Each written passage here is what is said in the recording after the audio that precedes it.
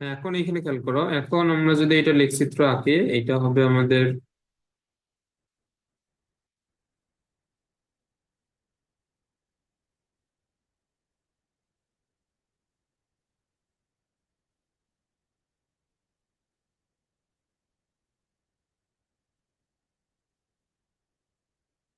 এই রকমের। আর আর এখানে বলছে যে y is equal to x plus two,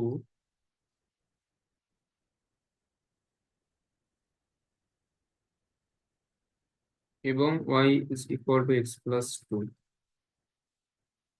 আচ্ছা, তো এখন আমরা যদি এটাকে স্ট্যান্ডার্ড ফরম্যাটে নিয়ে যাই,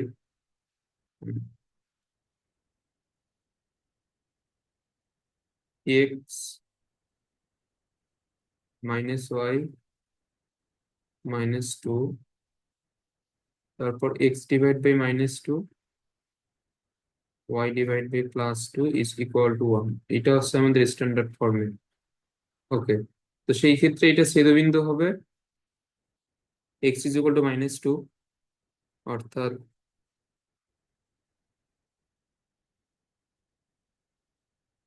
মাইনাস টু কমা জিরো, আর y is equal to plus two comma zero. এটা হচ্ছে মাইনাস টু কমা জিরো, এটা হচ্ছে প্লাস টু কমা জিরো। তাহলে এই সরলরেখাটা যাবে হচ্ছে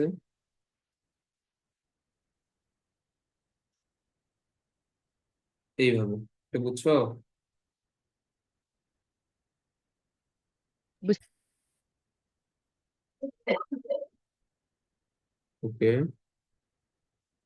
তো এখন আমাদের এখানে বলছে যে এটা দ্বারা আবদ্ধ ক্ষেত্রের ক্ষেত্রফল বের করো। তো এখন এই যে আমাদের একটা পরাবৃত্ত এবং একটা সরলরেখা দ্বারা আবদ্ধ ক্ষেত্রের ক্ষেত্রফল, এইখানে আমাদের এই পার্টটুকু,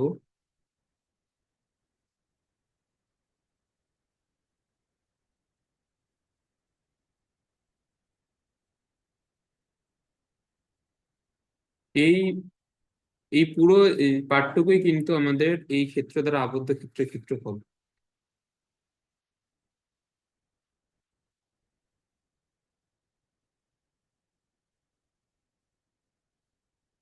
আচ্ছা, তো এখন আমরা এটা এখানে কিভাবে বের করব, যে এই পার্টটুকুর ক্ষেত্রফল আমরা কিভাবে বের করব? এখন একটা জিনিস এইখানে খেয়াল করো,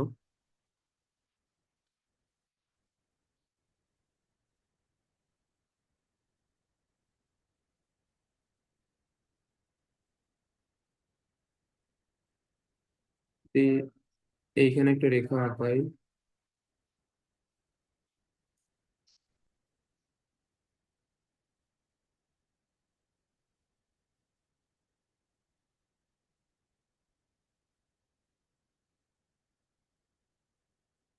Okay, তো আমরা এটা কিভাবে বের করতে পারবো এটা?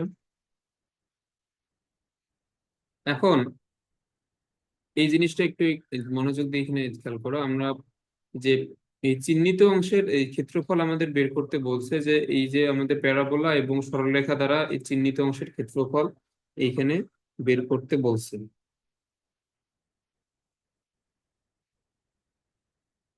তো সেই ক্ষেত্রে আমরা যদি এই যে, আচ্ছা এখানে আমি নামকরণ করে দেবো, এটা হচ্ছে এ, এটা হচ্ছে বি, এটা হচ্ছে সি। এই যে এ বি সি, এই ত্রিভুজের এই যে ক্ষেত্রফলটা আমরা বের করতে পারবো। এই ত্রিভুজের ক্ষেত্রফল বের করতে পারবো না?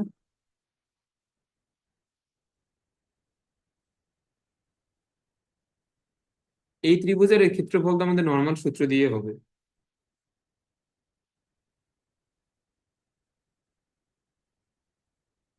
এটা বুঝো নাই?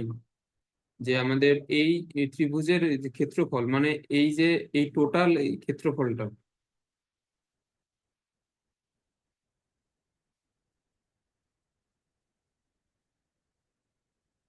এখন আমরা এই যে এ বি সি ত্রিভুজের টোটাল ক্ষেত্রফলটা বের করে আমরা যদি এই পোর্শনটুকু এবং এই পোর্শনটুকু বাদ দেই, তাহলেই তো আমাদের এই যে এই রেখা এবং আমাদের এই প্যারাবোলার মধ্যবর্তী যে ক্ষেত্রফল সেটা বের হবে। এটা বুঝছো? হ্যাঁ, বুঝছি। ওকে, তাহলে আমাদের এখানে বেশ কিছু বিন্দু সম্পর্কে এখানে আমাদের জানতে হবে, মানে এখানে বিন্দুগুলো লাগবে আমাদের।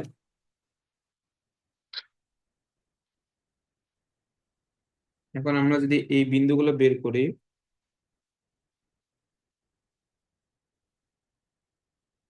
যে এই সরলরেখা এবং এই যে আমাদের প্যারাবোলা ছেদবিন্দু অর্থাৎ বি এর এই স্থানাঙ্কটা লাগবে।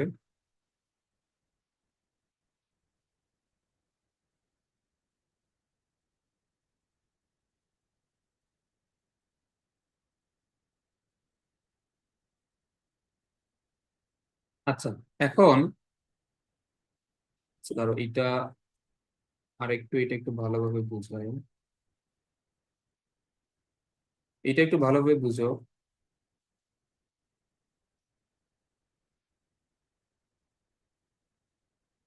এই যে আমাদের এই পুরো যে ক্ষেত্রফলটা, এই যে এ থেকে শুরু করে বি সি, এই পুরো যে ক্ষেত্রফলটা আমাদের কোন রেখার জন্য সৃষ্টি হয়েছে?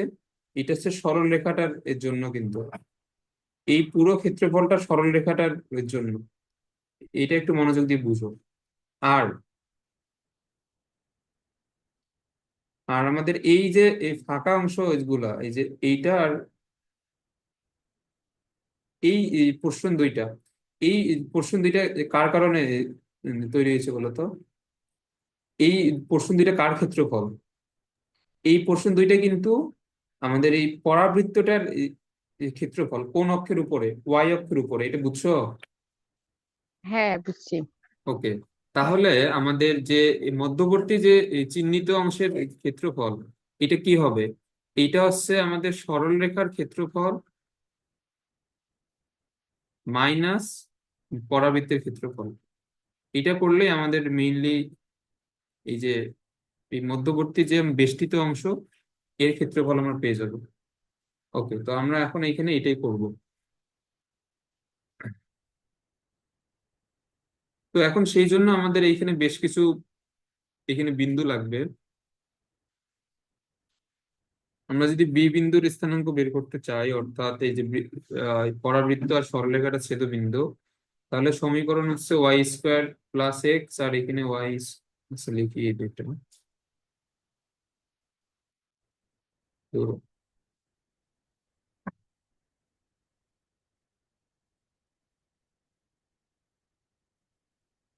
আচ্ছা, এটা হচ্ছে y square plus x is equal to 0, আর y is equal to x plus 2।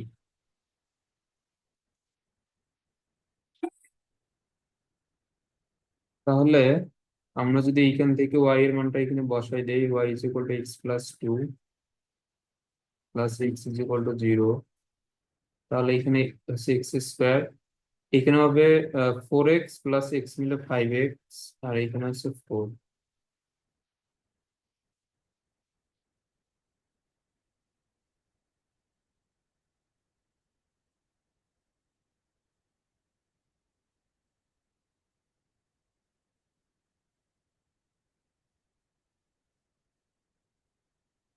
তাহলে একবার x সমান আসবে -4, একবার আসবে -1।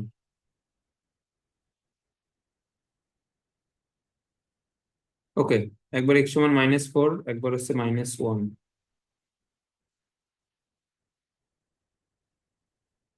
তাহলে এখন এখানে ছেদবিন্দু তো দুইটা, মানে আমাদের সরলরেখার আর এই যে প্যারাবোলা ছেদবিন্দু দুইটা। তো এখন এখানে আমাদের ছেদবিন্দু বের করলে এখানে দুইটা বিন্দু পাওয়া যাবে, তো এই দুইটা বিন্দুর ভুজ আমরা পাইলাম।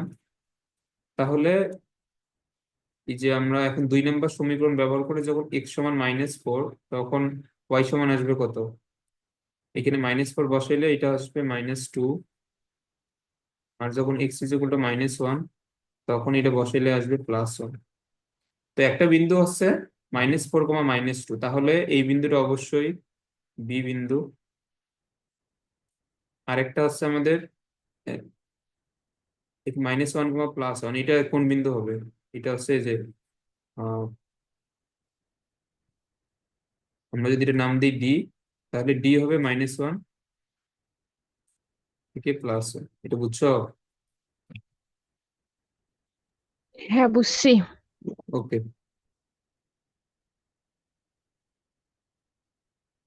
তাহলে এখন আমাদের এইখানে মেইনলি বের করতে হবে। আচ্ছা, আমরা যদি এইখানে একটা নামকরণ দেই, তাহলে আমাদের এখানে মেইনলি বের করতে হবে ডি ই বি, এই অংশের ক্ষেত্রফল।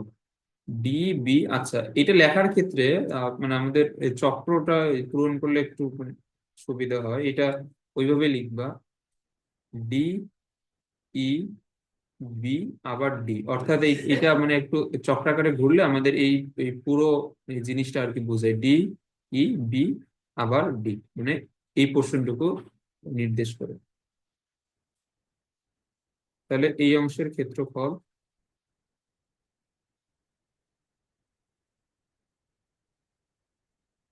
এটা হবে y1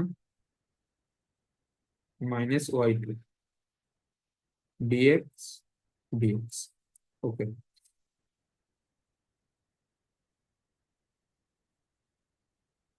না, এটা তো ডিএক্স হবে না, কারণ আমরা এখানে ক্ষেত্রফলটা নিচ্ছি মূলত ওয়াই অক্ষের উপরে। তো এখানে আমাদের এখন এখানে যে ক্ষেত্রফলটা যে ওয়াই অক্ষের উপরে, এই জিনিসটা কি বুঝছো? এই যে আমাদের এই ক্ষেত্রফল গুলো কিন্তু ওয়াই অক্ষের উপরে আছে, এক্স অক্ষের উপরে কিন্তু ক্ষেত্রফলটা না। এই যে দেখো, তুমি সরল রেখাটা চিন্তা করো, এ থেকে বি, এইটার হচ্ছে যে এ থেকে বি বিন্দু পর্যন্ত যে এই এই ক্ষেত্রফলটা, এই ক্ষেত্রফলটা তোমার পুরোপুরি এটা কার উপরে? এটা কিন্তু এসি রেখা অর্থাৎ ওয়াই অক্ষের উপরে আছে এই ক্ষেত্রফলটা। আবার আমাদের পরাবৃত্তের জন্য যে এই পোর্শনটুকু,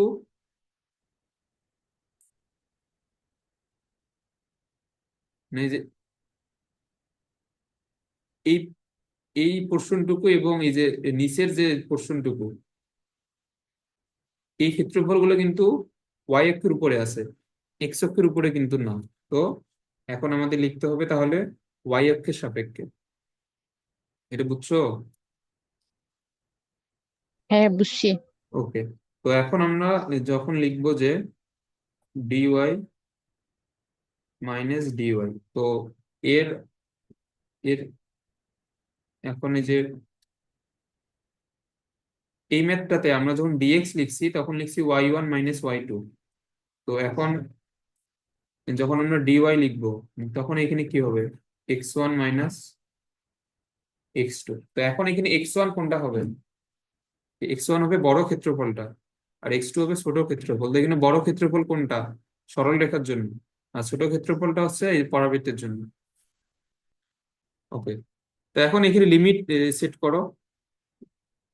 লিমিট, এখন এখানে খেয়াল করো, আমাদের লিমিট হচ্ছে সি থেকে এ পর্যন্ত। এটা বুঝছো?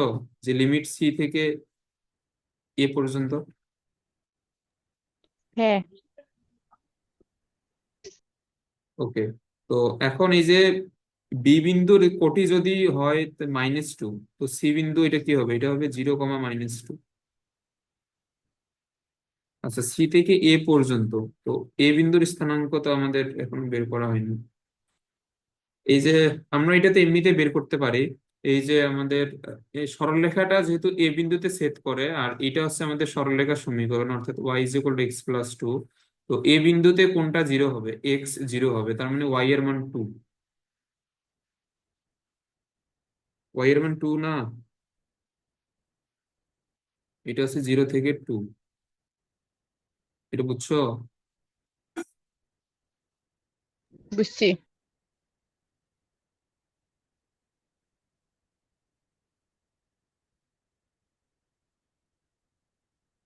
এখন এখন দেখো, এখন এইখানে একটা জিনিস ভুল হবে যদি আমরা এখানে লিমিট, আচ্ছা আমি এইটা প্রথমে এটা আমি বুঝাইতে মানে ভুল করছি। এখন দেখো, এখন এই যে সি থেকে এ পর্যন্ত কিন্তু লিমিট না, আমি এটা দেখতে ভুল হয়েছিল। এখন দেখো, লিমিট কি -2 থেকে 2 পর্যন্ত হবে? -2 থেকে 2 পর্যন্ত হবে না, কারণ আমাদের এই যে এই পরাবৃত্তটা কি এ বিন্দু পর্যন্ত বিস্তৃত আছে? এ বিন্দু পর্যন্ত কিন্তু নাই। এই যে আমাদের পরাবৃত্তটা আছে এই পর্যন্ত, এই পর্যন্ত, এটা বুঝছো? হ্যাঁ। এখন দেখো, এই যে তুমি যদি এ বিন্দু পর্যন্ত নাও, তাহলে আমাদের পরাবৃত্তের ক্ষেত্রফলে, আচ্ছা দাঁড়াও এটা আমি একটু বুঝাচ্ছি। ডি বিন্দুটা এখান থেকে মুছে দিলাম, এটা ডি বিন্দু, এই যে এটা। এখন আমরা যদি এ বিন্দু পর্যন্ত নেই, তাহলে আমাদের পরাবৃত্তের ক্ষেত্রফলে এই যে এই পোর্শনটুকু চলে আসবে, মানে আমাদের সরল রেখার বাইরের একটা পোর্শন কিন্তু এখানে চলে আসবে আমরা যদি এ বিন্দু পর্যন্ত নিই। এটা বুঝছো? যে এ বিন্দু পর্যন্ত নিলে আমাদের পরাবৃত্তের জন্য বাইরের একটা ক্ষেত্রফল চলে আসবে। তো এই ক্ষেত্রফল দিয়ে তো আমাদের কোনো কাজ নেই, অতএব আমাদের এ বিন্দু পর্যন্ত নেওয়া যাবে না। এটা ক্লিয়ার? হ্যাঁ। ওকে। তো এই এই এই ক্ষেত্রফলের তো আমাদের দরকার নেই, তাহলে আমাদের নেওয়া লাগবে এই পোর্শনটুকু, যে এই অংশটুকু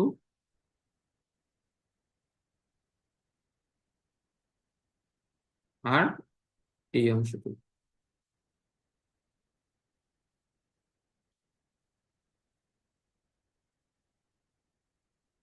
এটা আশা করি ক্লিয়ার, কারণ আমাদের হচ্ছে যে এইটার পুরো ক্ষেত্রফল থেকে আমরা যদি তোমার যে পরাবৃত্তের এই ক্ষেত্রফলটা বাদ দেই, তাহলে আমাদের এই দুইটার মধ্যবর্তী বেষ্টিত অংশের ক্ষেত্রফল পাওয়া যাবে। তো এখন আমরা যদি এখানে এই যে এই বাইরের ক্ষেত্রফলটা নিয়ে নিই, তো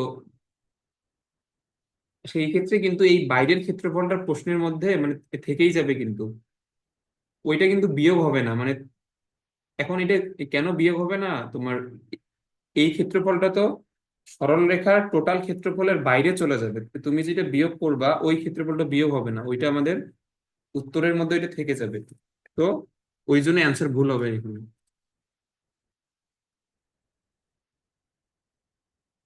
ওকে, তাহলে আমরা এখন ডি বিন্দু পর্যন্ত নিব। তো ডি বিন্দুর স্থানাঙ্ক আমরা তো বের করছিলাম, এটা হচ্ছে -1, +1। তাহলে ডি বিন্দু বরাবর যদি আমরা এখানে একটা এফ বিন্দু নেই, তাহলে এফ বিন্দু হবে 0 থেকে 1, কারণ এখানে ডি বিন্দুর কোটি যা এফ বিন্দুর কোটি তাই হবে। তাহলে আমাদের লিমিট এখানে নেওয়া লাগবে সি থেকে এফ, এফ অব্দি। এটা বুঝছো এখন? হ্যাঁ, বুঝছি। তো তাহলে আমাদের এখানে লিমিট হবে -2 থেকে 1 পর্যন্ত।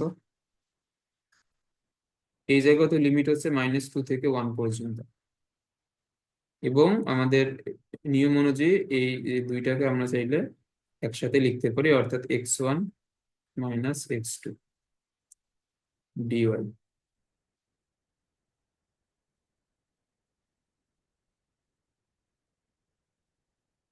এগুলা খুবই ভালোভাবে বুঝতে হবে।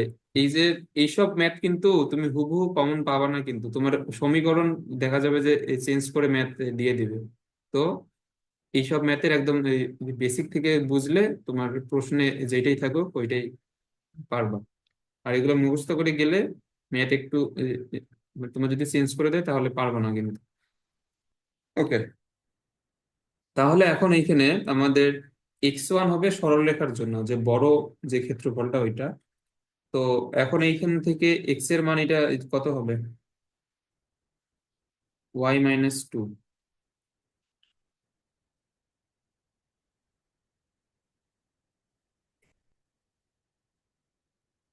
তারপর মাইনাস হচ্ছে যে আমাদের পরাবৃত্তের যে আমাদের ক্ষেত্রফল তো আমাদের পরাবৃত্তের ম্যাথের জন্য আমাদের এক্স এর মানে পরাবৃত্তের সমীকরণের জন্য এখানে এক্স এর মান হচ্ছে -y²।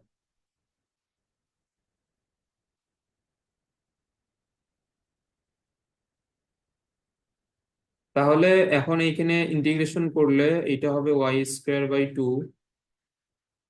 এটা হবে -2y, এটা মাইনাস মাইনাসে +y²y³ -2 থেকে 1।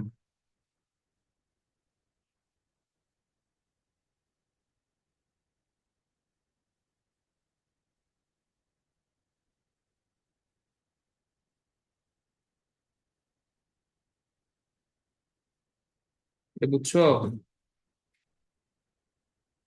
হ্যাঁ। ওকে, তাহলে এখন আমরা যদি এখানে মান বসাই তো এটা হবে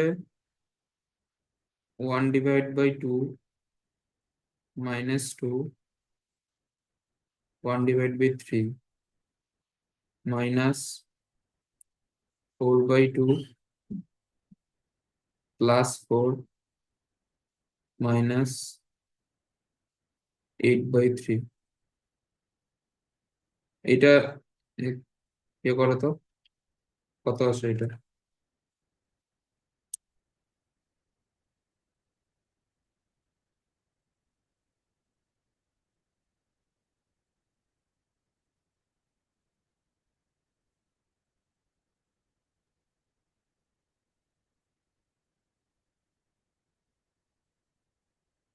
এটা করছো?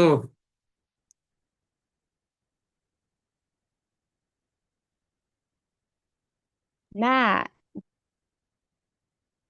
আচ্ছা, এটা করো করো, ক্যালকুলেটর দিয়ে কাউন্ট করো এটা।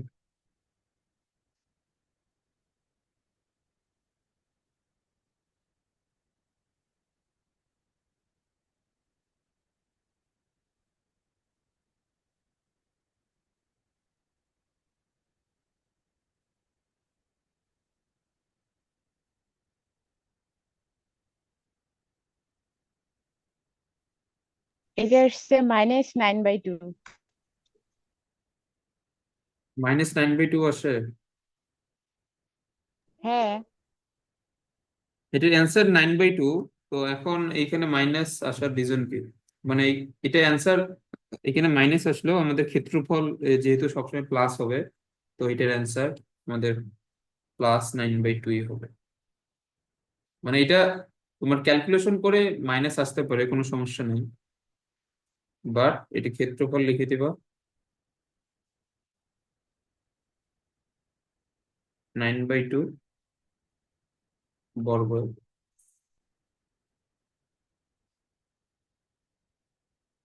ওকে, এই ম্যাথটা বুঝছো? হ্যাঁ। আচ্ছা। আচ্ছা, তো এখন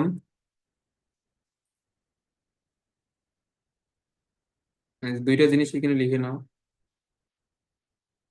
আমাদের ফার্স্ট পেপারের চ্যাপ্টার 6 এর আমাদের ত্রিকোণমিতির একটা চ্যাপ্টার আছে, ওইটা আমাদের শর্ট সিলেবাসে নাই জন্য আমরা ওইটা পড়ি নাই। একটা আছে সাইন কার্ভ।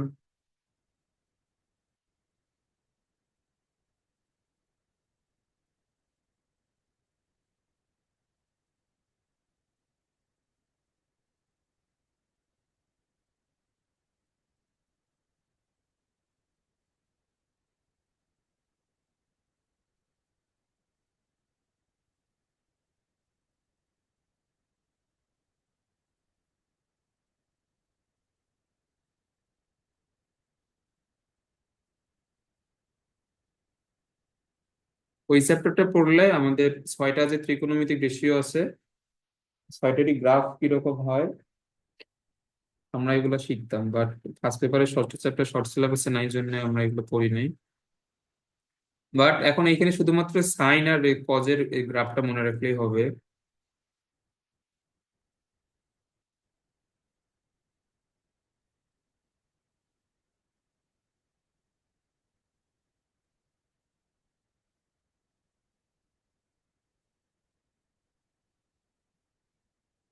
এই যে এটা হচ্ছে সাইনের গ্রাফ, পরেরটা হচ্ছে কজের গ্রাফ, এবং দুইটার মধ্যে কিন্তু ক্লিয়ার ডিফারেন্স আছে। এই দুইটা মনে রাখবো অবশ্যই।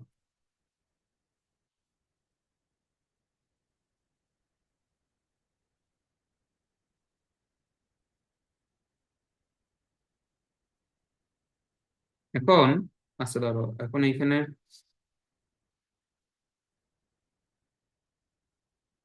এই এই গ্রাফের মধ্যে আরো কিছু জিনিস আমাদের জানতে হবে।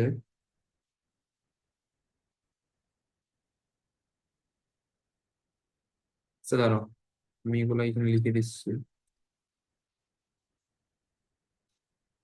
এগুলো একটু বড় আছে, এই জায়গাতে লিখে দিই। সাইনের গ্রাফের মধ্যে এই যে এই মিড পয়েন্টটা হচ্ছে π/2, এটা হচ্ছে 0, এটা হচ্ছে পাই, এইখানে হচ্ছে 3π/2, এইখানে হচ্ছে 2π। এখন এই জিনিসটা দ্বারা বোঝায় যে সাইনের সর্বোচ্চ মান এই যে কত বলতো? 1। 1।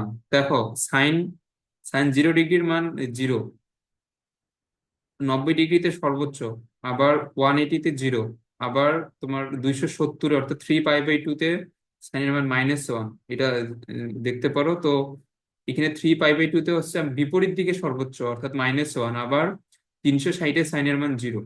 ওকে, এখন দেখো এই কস 0 ডিগ্রির মান কত, 1 না?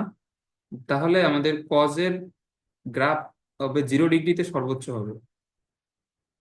কস 90 ডিগ্রি মান কত, 0। তাহলে এটা হচ্ছে 90 ডিগ্রিতে হবে সর্বনিম্ন। এটা বুঝছো? হ্যাঁ।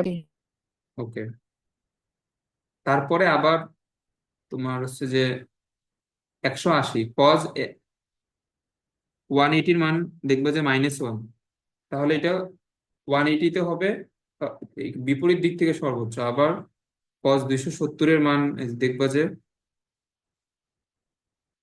0। বুঝছো এই গ্রাফ গুলা, সাইন এবং কজের গ্রাফ? হুম। ওকে, তো এটা এটা খুবই ভালোভাবে এটা মাথায় রাখতে হবে।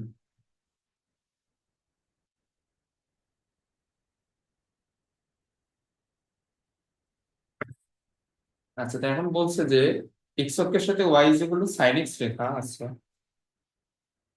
এখন আমাদের এই যে প্রশ্নে যেটা বলছে যে সাইন এক্স রেখা, তাহলে সাইন এক্স রেখা হচ্ছে এরকম। এই গ্রাফটা চলতেই থাকবে আর কি, বাট আমাদের এতগুলা কার্ভ নেওয়ার তো দরকার নেই, আমাদের দুইটা নিলেই হচ্ছে। আর এক্স ইজ ইকুয়াল টু π/2, তো সাইনের কার্ভের ক্ষেত্রে এক্স ইজ ইকুয়াল টু π/2 হচ্ছে এই যে এই পয়েন্টে, আমাদের একদম সর্বোচ্চ পয়েন্টে, এটা হচ্ছে এক্স ইজ ইকুয়াল টু π/2। তো এখন সাইন রেখা এবং এক্স ইজ ইকুয়াল টু π/2 যে ক্ষেত্রফলটা তৈরি করে, অর্থাৎ এই এই ক্ষেত্রফলটুকু আমাদের এইটা বের করতে বলছে। তো এখন আমাদের যদি এটা ও এ বি, তো এটা এখানে কি হবে, ডিএক্স ওয়াই, আর এখানে লিমিট কত, 0 থেকে π/2, তাহলে 0 থেকে π/2, ওয়াই সমান হচ্ছে সাইন এক্স ডিএক্স, তাহলে এটা হচ্ছে মাইনাস কজ এক্স 0 থেকে π/2। তো এখানে কজ 90 ডিগ্রি মানে হচ্ছে 0, মাইনাস কস 0-র মান হচ্ছে 1, তো এটা মাইনাস মানে হচ্ছে +1, তাহলে অ্যান্সার হচ্ছে 1 বর্গ একক। এটা বুঝছো? হ্যাঁ, বুঝছি। ওকে,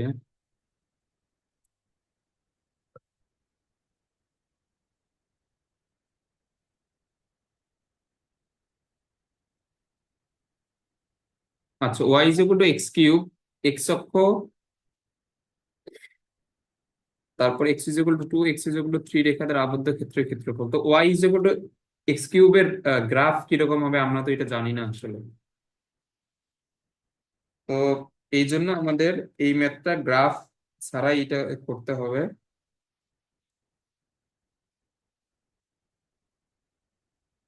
তো এখন আমাদের এটার ক্ষেত্রফল, এটার কি হবে, এটা হচ্ছে এক্স অক্ষের সাথে y is equal to x cube রেখাটা এই দুইটা বিন্দু সহ যে আমাদের ক্ষেত্রফলটা তৈরি করবে। তো এর আগের সবগুলা ম্যাথ যদি এখানে বুঝে থাকো, এখন এক্স অক্ষের উপর ক্ষেত্রফল যেহেতু বের করতে বলছে, তাহলে এটা হবে ডিএক্স, এইখানে ওয়াই। আর লিমিট এইটার কত হবে বলো তো? লিমিট হবে 2 থেকে 3। এটা বুঝছো?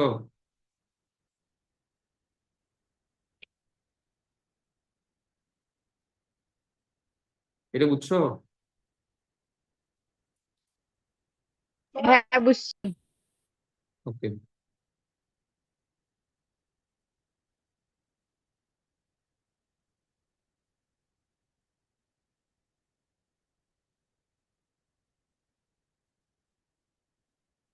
তাহলে এখন এইখানে মান বসালে এটার অ্যান্সার পাবো 65/4।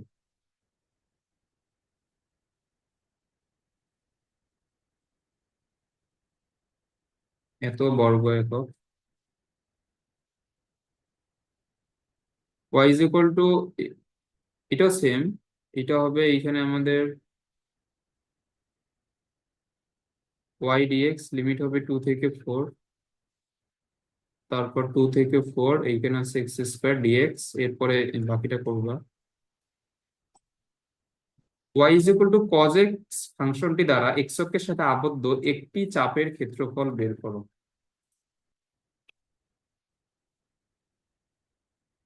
ওকে।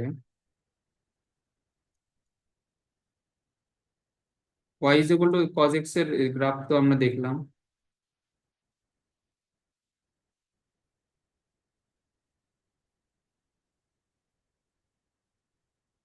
এইরকম এখন এখানে একটি চাপ বলতে এই পুরোটাই আর কি আমাদের বের করতে হবে। ওকে, এখন এই পুরোটাই বের করতে গিয়ে আমাদের এখানে পুরোটাই বের করার দরকার নাই, কারণ আমাদের এই রেখার দুই পাশে সমান ক্ষেত্রফলই আছে। তো আমরা যদি যে কোনো একটা বের করে, এখন ওই একটা দ্বারা 2 দ্বারা গুণ করলে আমাদের পুরো ক্ষেত্রফলটা আসবে। তো আমরা যদি এ বি সি এই পোর্শনটুকুর ক্ষেত্রফল বের করি, তাহলে বি বিন্দুতে 0, সি বিন্দুতে আমরা দেখলাম যে কজের গ্রাফের ক্ষেত্রে এটা হচ্ছে পাই/2। তো সেই ক্ষেত্রে এবিসি এর ক্ষেত্রফল এটা কত হবে? লিমিট হবে 0 থেকে পাই/2 ওয়াই ডিএক্স। তাহলে 0 থেকে পাই/2 কজ এক্স ডিএক্স, তাহলে এটা হচ্ছে সাইন এক্স 0 থেকে পাই/2। তাহলে সাইন এর মান হচ্ছে 1, আর সাইন 0 হচ্ছে 0। তাহলে এটা হচ্ছে 1। তাহলে এবিসি এর আমাদের ক্ষেত্রফল হচ্ছে 1। তাহলে অতএব একটি চাপের এই ক্ষেত্রফল এটা কত হবে? 2 হবে না?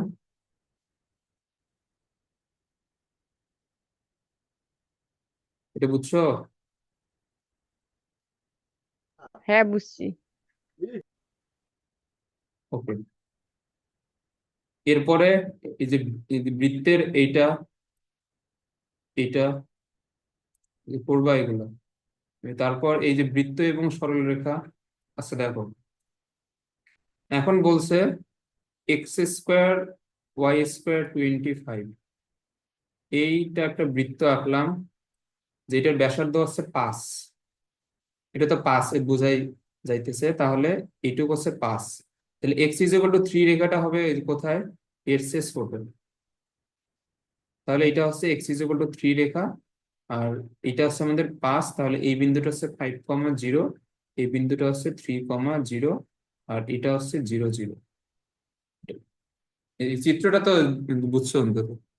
ওকে, এখন বলছে যে ক্ষুদ্রতম ক্ষেত্রফল। এখন এই যে বৃত্ত এবং সরল সরল রেখা দ্বারা আমাদের দুইটা ক্ষেত্রফল আছে, একটা হচ্ছে এই এই পুরোটুকু, বাট এটা হচ্ছে আমাদের বৃহত্তম ক্ষেত্রফল। আমাদের এটা বের করতে বলে নাই, আমাদের বলছে ক্ষুদ্রতম, অর্থাৎ এই ক্ষেত্রফলটা বের করতে বলছে।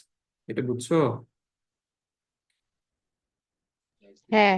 ওকে, তো এই এখন যদি তুমি চিত্রটা প্রপারলি আঁকো তাহলে এই যে আমাদের এক্স অক্ষের, আচ্ছা আমি নামকরণ করি, মানে এই যে এ বি সি, এই এই পোর্শনটুকুর ক্ষেত্রফল যা হবে, বি সি ডি এই পোর্শনটুকুর ক্ষেত্রফল তাই হবে। তো আমরা এবিসি এর ক্ষেত্রফল বের করব, তারপর 2 দ্বারা গুণ করব, তাহলে এই যে পুরো পার্টটুকুর ক্ষেত্রফল এখানে চলে আসবে। তাহলে এবিসি এর ক্ষেত্রফল এটা কি হবে, যেহেতু এক্স অক্ষের উপর সেহেতু ওয়াই ডিএক্স, তাহলে লিমিট হবে বি বিন্দু থেকে সি বিন্দু পর্যন্ত। তো বি বিন্দুতে হচ্ছে 3, সি বিন্দুতে হচ্ছে 5।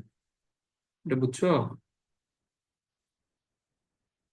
হ্যাঁ।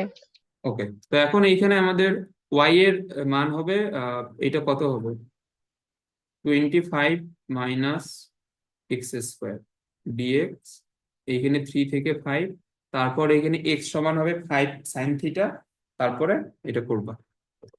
ওকে, পারবা না এটা? এখানে হবে এক্স সমান হচ্ছে 5 sin থিটা, এখানে ধরে নিয়ে তারপর এটা করবো। হ্যাঁ। ওকে, তো আজকে এই পর্যন্ত থাক। এরপরে যতগুলো ম্যাথ আছে সবগুলা ম্যাথই আশা করি পারা উচিত, তো তুমি ট্রাই করবা, যতগুলা পারো সবগুলাই করবা। আর আর বাকিগুলো আমরা নেক্সট ক্লাসে করবো, যেগুলো পারবো না। আচ্ছা। ওকে।